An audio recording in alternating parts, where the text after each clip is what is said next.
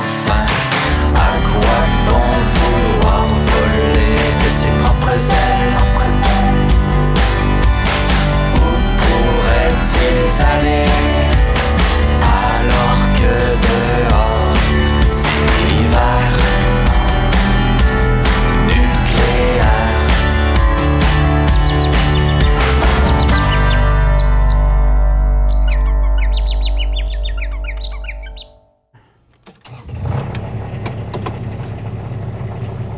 Prêt?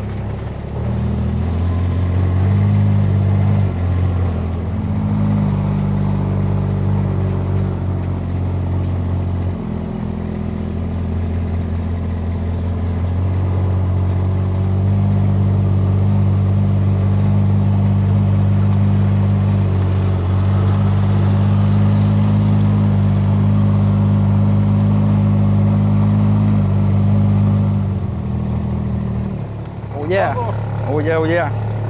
Está llena. Gracias, gracias. Dame.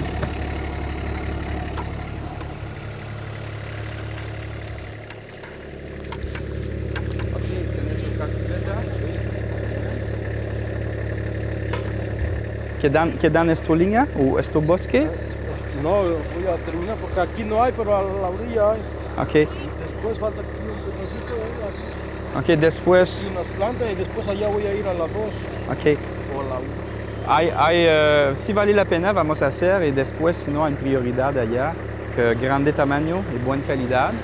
Entonces yo voy a ver si vamos a cambiar de línea. Para continuar aquí. Avísame porque aquí, mira, si no se están echando a perder, mira. Ah ouais. Ah oui? Oh. Ok. Por eso que vine, porque esta la dejó, esta línea no terminó Cristina. Ah ouais, hein? Ok, está bien. Yo estoy terminando los pequeños pedazos que está. Completar esto parte y vamos a ver si cambia. Gracias.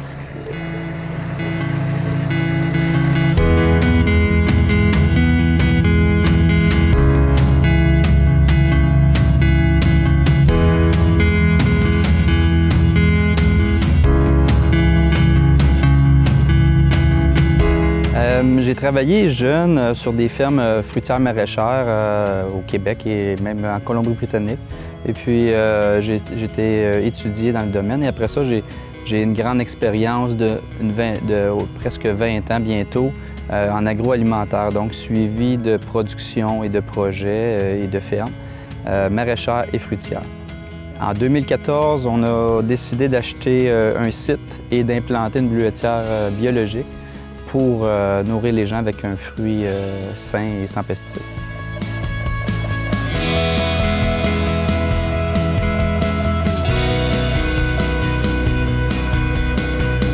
On cherchait à avoir une production fruitière, c'est la culture de prédilection, puis aussi avec les propriétés santé des petits fruits.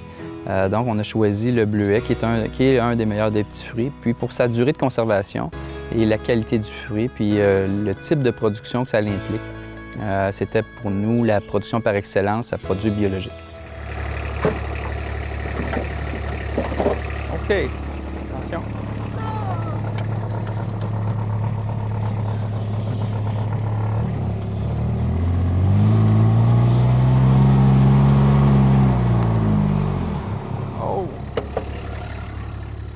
Tiens, on vide les bleuets. Ah, OK. Merci. Bon, pour le bleuet, le taux de mûrissement va dépendre des variétés. On va passer entre 3 et 5 fois par plant. Le but, c'est de passer le moins souvent possible, mais il y a des petits trucs pour arriver avec des récoltes hâtives.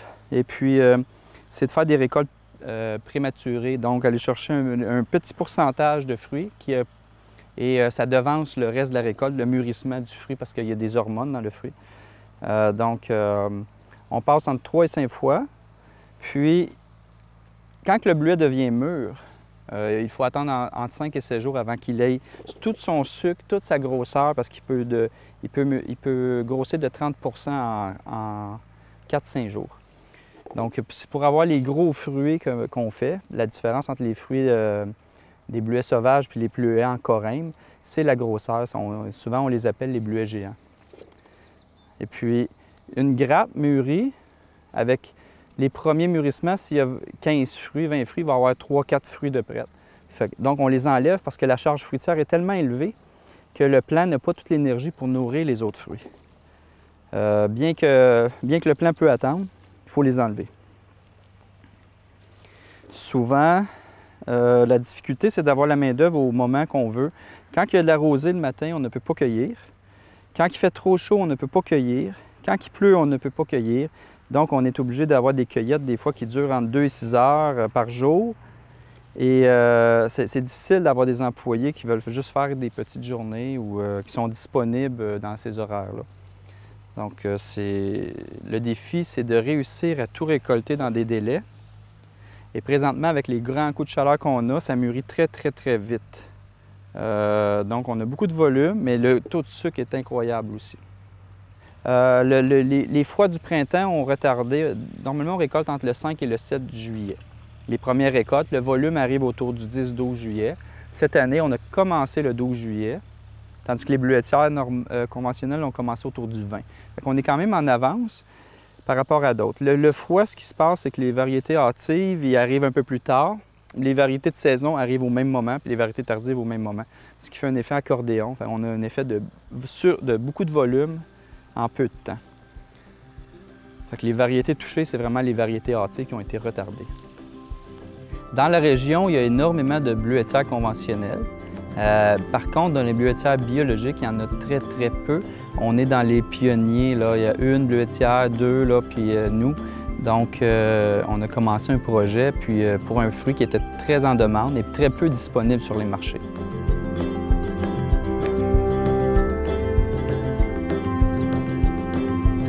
Je dirais que la production biologique est un défi, un très grand défi. Ce n'est pas facile, puis le seuil de rentabilité est très, très mince. Donc, ça va dépendre beaucoup du travail qui va être fait en valorisation, en positionnement de produits.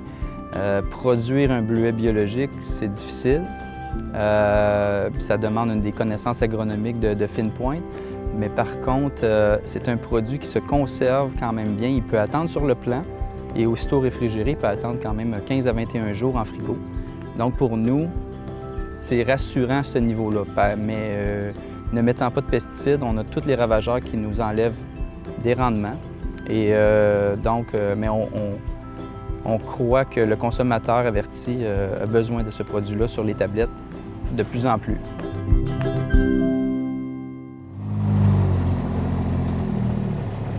Ça s'en vient.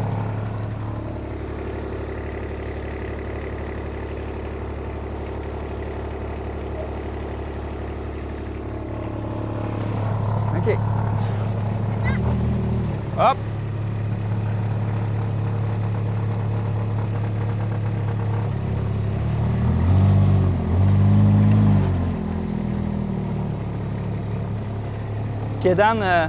Quedan poco planta ya. Quedan poco planta esta línea. Ok, está bien. ¿Puede me dar buena hora hoy? ¿Puede me dar más hora hoy? ¿Más horas? Máximo. Hoy y mañana. Yo 6, ¿está bien? Si tú quieres, está bien. Monte no está aquí. Montana. ¿No? Hay problema. Mañana, elle va estar aquí. 6. OK, gracias. Les employés qu'on a sont en construction continuelle. Ça fait 2 ans qu'on est en récolte et les récoltes vont se multiplier par 10 l'année prochaine et donc tripler dans les prochaines années encore. Une grande croissance. Donc, au niveau main-d'œuvre, on a 2 employés permanents saisonniers.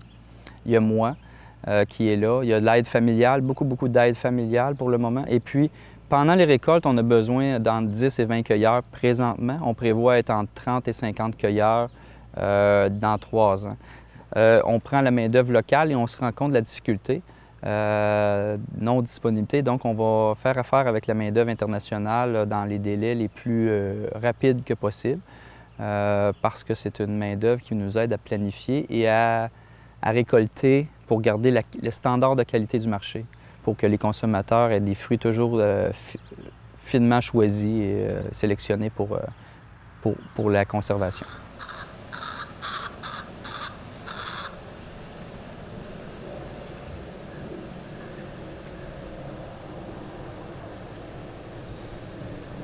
le gros défi en biologique, OK, à part les maladies et les insectes, c'est les mauvaises herbes.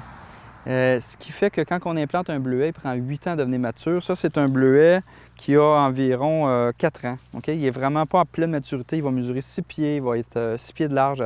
Mais la difficulté, c'est la mauvaise herbe, la compétition avec la plante. Les herbicides créent des problèmes de maladies, de racines, que les producteurs sont obligés de mettre des fongicides pour protéger les plants. Tandis qu'en biologique, les fruits sont en santé, les plants sont en santé, sauf que il faut empêcher la mauvaise herbe d'envahir le plant et d'étouffer le plant. Il y a un effet d'étranglement si on veut que le plant ait sa croissance optimum. Donc, on met du copeau. On met du copeau à la base du plant pour empêcher les mauvaises herbes de pousser. Et on a amené une nouvelle technique. On met des gros plastiques. Ce pas des petits plastiques, c'est des gros plastiques très, très épais qui peuvent être là 20 ans. Et puis, pour s'assurer qu'il n'y ait pas de mauvaises herbes qui compétitionnent et qu'on réduise le coût de désherbage parce que tout est fait à la main. Une des raisons pourquoi les fruits bio valent tellement cher, c'est que c'est que de la main-d'œuvre que nous vendons. Puis pour s'assurer d'avoir une bleuetière productive, bien, ça prend des techniques comme ça. Donc, le copeau, le plastique et après ça, la main-d'œuvre pour désherber à la main. Parce que sinon, ce qui s'est passé, c'est que sans plastique, il y a des rangs que la mauvaise herbe pousse trop vite. La main-d'œuvre n'est pas disponible dans les délais voulus. Puis on perd des sections à cause que les plants ils ne poussent pas bien. Le défi après avec ces plastiques-là, c'est que même s'il pleut, même s'il y a de la pluie, il n'y a pas d'eau qui va en dessous, fait que le bleuet demande beaucoup, beaucoup d'eau. Donc, il faut avoir des techniques d'irrigation par goutte à goutte et il faut gérer l'eau d'une façon vraiment différente que le cycle naturel de la plante.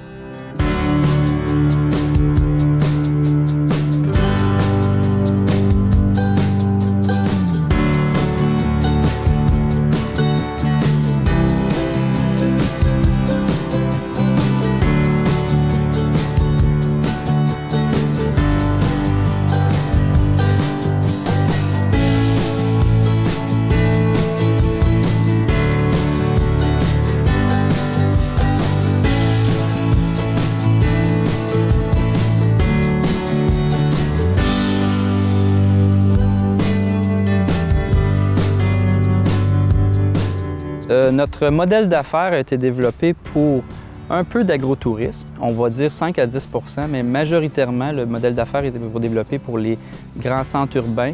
Donc, on va parler de Lufa, qui est quand même un bon distributeur. On est rentré chez Sobeys cette année, donc les grandes chaînes.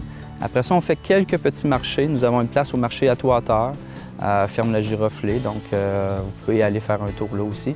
Mais on est dans le modèle positionnement dans les grandes chaînes.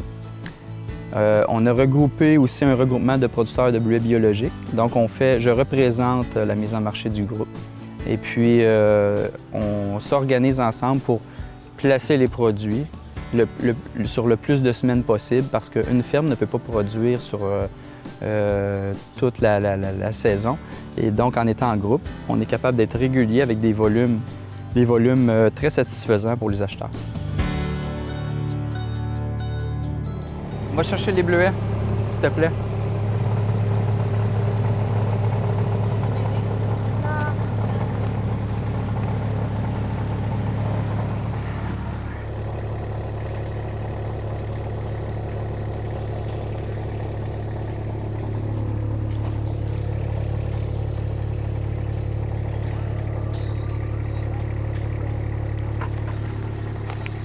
OK. Ça va. Là, tu t'en vas par en haut, hein? Oui. Good, good, good, merci. Il y en a, il y a de la bébite, hein? Oui. Il y en a beaucoup. Il n'y a pas de bleuets là. Toutes les bleuets, c'est bon? OK. À plus tard. C'est Claudia. OK. Hey, en bas.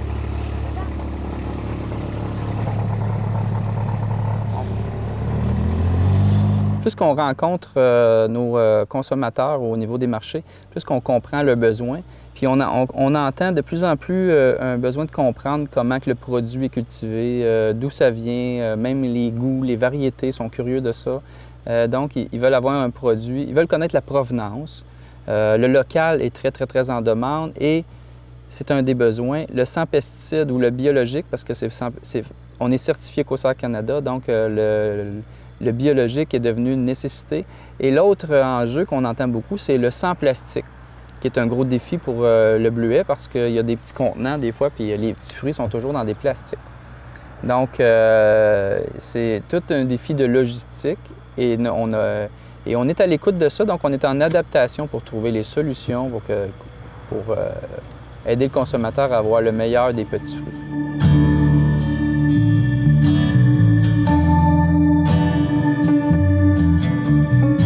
On produisait de l'ail dans les débuts, puis c'est une production par excellence et on va y revenir. La question, c'était que, étant donné qu'on a beaucoup de bleuets, on est 4500 plants de bleuets bio, c'est quand même très gros, OK, pour une bleuetière, là. Et puis, on a voulu concentrer nos énergies pour bien implanter les bleuets le plus rapidement possible. On a réduit l'ail pour un moment, le temps qu'on organise, parce que l'ail arrivait avec des besoins de main-d'œuvre en même temps que les récoltes de bleuets. Et donc, on avait de la misère à bien équilibrer tout ça. On va revenir à l'ail et on développe des nouvelles lignes de spécialités comme des poivrons super sucrés, des poivrons collation sans pépins, des gammes, on est dans les gammes fruits, donc légumes fruits qu'on peut manger, poivrons collation, puis qui viennent s'imbriquer avec le bleuet. Donc le bleuet commence les récoltes, le poivron aussi, mais ça se continue. Et là, on est capable de positionner les récoltes et la main-d'œuvre de façon plus régulière. On est à l'écoute des besoins des acheteurs, donc on veut être dans les produits de spécialité, les produits recherchés aussi. Donc on a le poivron, on a les cerises de terre, on a les mini poivrons sucrés aussi. Fait qu'on a différents types de produits. Puis on a d'autres projets à venir, là, mais on y va par étapes avec les besoins des acheteurs. Là, présentement, ils ont à peu près la bonne dimension. Puis c'est un poivron qui va être vendu pour son goût. Au niveau du taux de sucre, il y a un Brix très élevé. Donc, c'est un poivron qui va être mangé comme ça, qui peut être bon pour la cuisson aussi. La couleur va être parfaite, d'un bel orangé. Le goût va être parfait. Puis ça, c'est un des projets qu'on tient à cœur parce que c'est des produits de niche qui ne sont pas encore dans nos marchés. Donc, ils ne sont pas connus encore. Et puis, on en a sous tunnel, on en a en champ et on en a en serre. Donc, on est en train de valider le modèle au niveau production pour la grande échelle.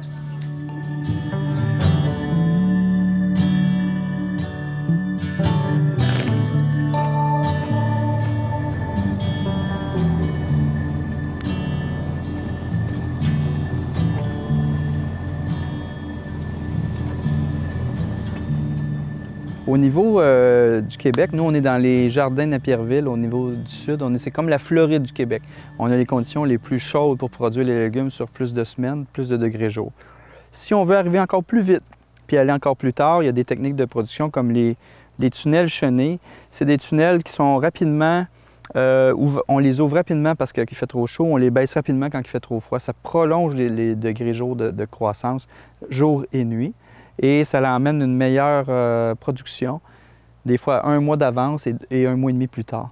C'est des techniques très reconnues, mais qui nous permettent de desservir les consommateurs sur plus de semaines.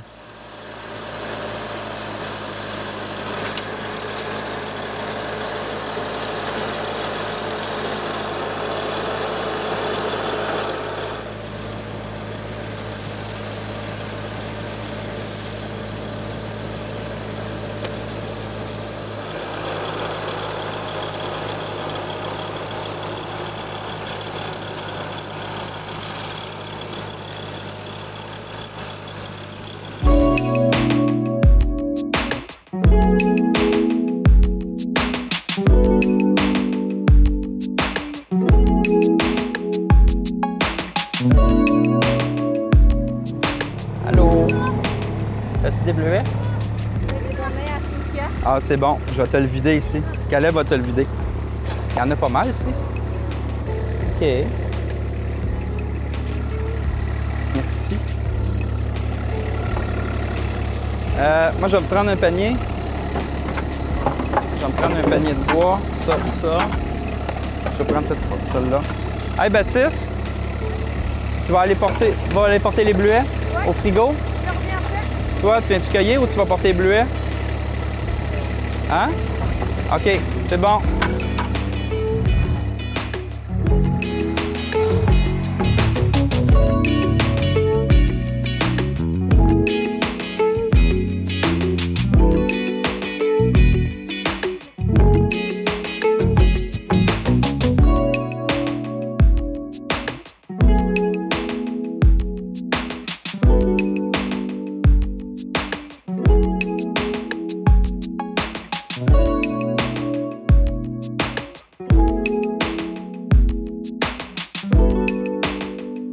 un des choix qu'on a fait, c'est pour le bio, produire de façon biologique, c'était de pouvoir travailler dans la bleuetière à main nue, de toucher les fruits, de ne pas avoir de pesticides sur nos mains, autant pour nos employés, mais surtout pour nos consommateurs. Mais nous, en tant que famille, ma famille qui travaille, on voulait avoir un fruit exempt de pesticides.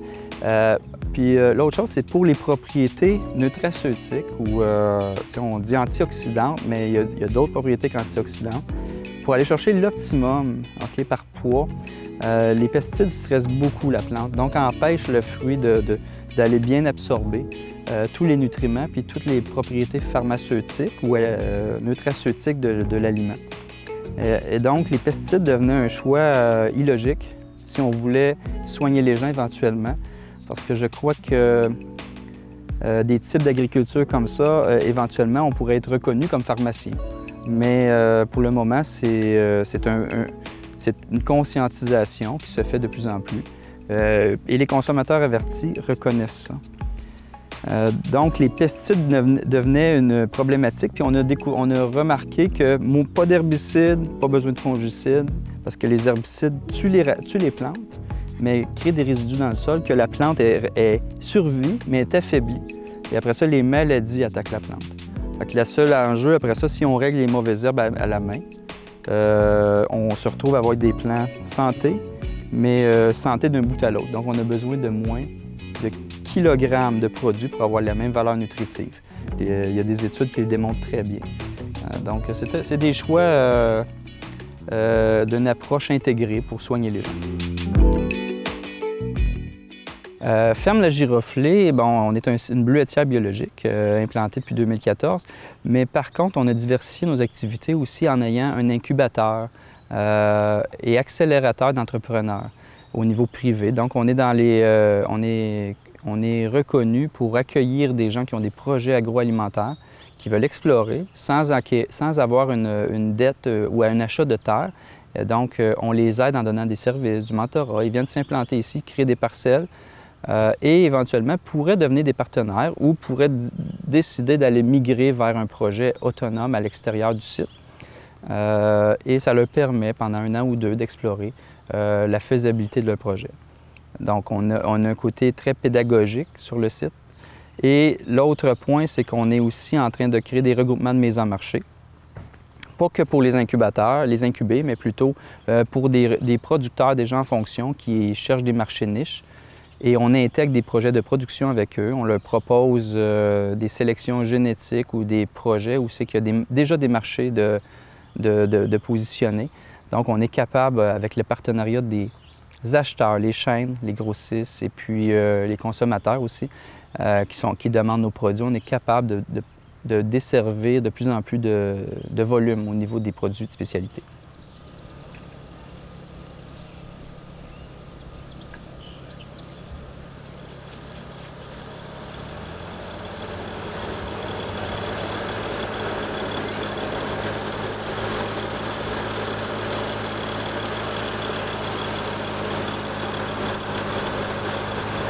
Un des gros défis de produire de façon locale, c'est de faire une mise en marché positionnée sur des valeurs. Les valeurs équitables ou fair trade dans notre région, il y a des grosses différences de taux horaires par rapport aux produits importés. Donc, la question du prix revient toujours sur la table. Mais quand on est solidaire ou un consommateur averti va préférer encourager localement parce qu'il connaît les retombées sur son économie. Puis, un des défis, nous, c'est de se positionner avec un produit valorisé, mais qui est équitable dans notre propre région parce que les produits importés, souvent, le salaire est de 1 à 2 $ de l'heure pour un employé. Tandis que nous, on a nos normes ici qui sont très élevées. Donc, ce qu'on a, c'est un produit qui a beaucoup de main-d'œuvre aussi. Tout est fait à la main, tout est sélectionné à la main, il n'y a pas de mécanisation. Quand on arrive en période de bleuet, nos contenants sont plus petits, il y a moins de promotion par rapport aux autres qui sont importés. Puis, ça fait partie des défis qu'on a à relever. Puis avec l'aide des consommateurs, on demande de faire des choix qui nous aident, nous, à pouvoir continuer à donner nos produits sur les marchés.